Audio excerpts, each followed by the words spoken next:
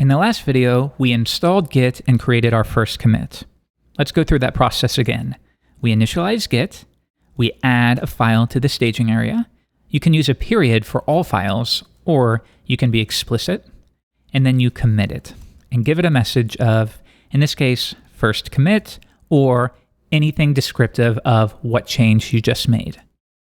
All right, now if I run git log, sure enough, we've created our first commit, and we have this unique identifier, as well as who created it and the date of the commit. But now, if you're anything like me, you understand that basic workflow, but you don't exactly know what each part does. You just know that it works. So for example, what exactly happens when I say git add? Or what happens when I commit it? That very much confused me in the early days. So let's start from scratch and talk about that a bit more. I will remove with recursive force the Git directory, and that will essentially remove any representation of Git for this project. So now, for example, if I run git log, it'll say, hey, there's no Git repository here. Okay, so we'll start again, initialize Git. You only do that once per project. Now we have a Git repo. Next, we add a file to the staging area. We're imagining that we've been working on this piece of code for a while, and we're ready to commit it. So I say git add index.html. Add this file to the staging area. Here's how I like to think of it. We take a photo of the current state of the file, its contents, and we set it on the truck to be sent off to the warehouse. But that truck has not yet taken off. We're just setting it there because we may decide, well, before we send that truck off, there might be some more files that I want to put on that truck, or more snapshots that we put on that truck. So the key thing to understand is that until you commit, that truck, so to speak, never goes to the warehouse, and those files never get saved or tracked under version control. That's what git commit does. Think of that as saying, okay, I put all my snapshots on the truck, we're ready to go. Go ahead and get to the warehouse and lock these away. Git commit with a message, first commit. However, there's another key thing to understand here. Imagine that we run git add, and you know what? Let's just do it again from scratch. Git init, git add index.txt.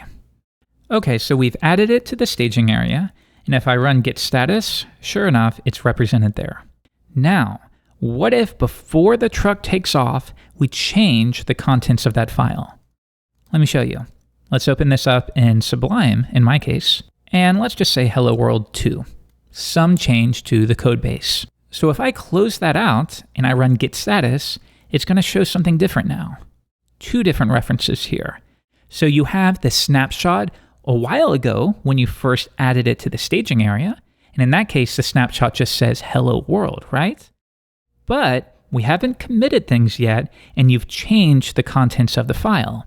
Now it says hello world 2, but you haven't taken a snapshot of that just yet and set it on the truck. And that's what it's telling you right here. There are changes of this file that you have not taken a snapshot of and replaced on the truck. So if I were to say git diff, this is a new command, show me the difference or the changes made to index.txt when compared to what we currently have. If I run it, notice minus means what you had, and plus, in green in this case, means what you have now. So the difference is we added a 2 here. Now, let's imagine that we say git commit with a message of first commit like we did before. All right, we run git log, everything looks great. But now we run git status, and yeah, we still have changes here. I hope that makes sense. Every time you run git add, you're taking a snapshot. So if you take the snapshot and then you change things, well, obviously those changes aren't represented in that snapshot. So when you finally do run git commit to send it off to the warehouse, it's going to have the old snapshot, and it won't be reflective of the most recent changes. And many times, that's exactly what you want. But otherwise, if you run git add to add a file to the staging area, and if you change that file, you will want to run git add again to make sure you have a snapshot of the most recent changes. Now, generally, you don't have to worry about this too much. The typical process is you work on your code base, you make some kind of change that you can describe. Then, when it's all done and ready to go, You switch to the command line and you say git add. In this case, period would be all the files that I've changed. Add them to the staging area, and git commit with a description of what you did. Fix the bug related to whatever. And you're done. You have a commit that represents all of the changes that you've made.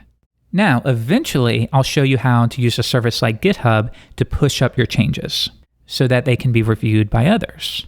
But otherwise, if you're still working locally, this is still useful to you.